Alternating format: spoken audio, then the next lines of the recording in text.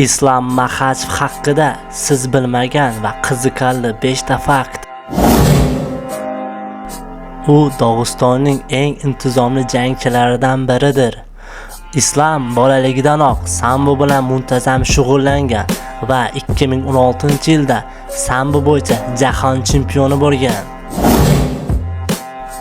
Islom Habibning eng yaqin do'sti va shogirdi.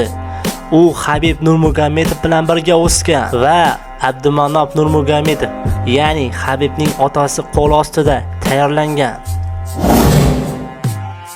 U UFC'dagi dominant jangchidir. Islom UFC'da eng kam zarba qabul qiladigan takrorlanmas jangchilardan biridir. Uning himoyasi UFC statistikasining yuqori o'rinda turadigan jangchilaridan biridir.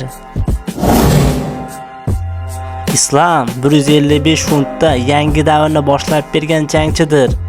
U Charles Oliveirani mag'lub etib, bo'sh turgan kamani olganidan so'ng u yangi avlod chempioni sifatida tan olingan. Makhachev UFC'ning eng xavfli va bo'g'ish usullariga ega takrorlanmas jangchi.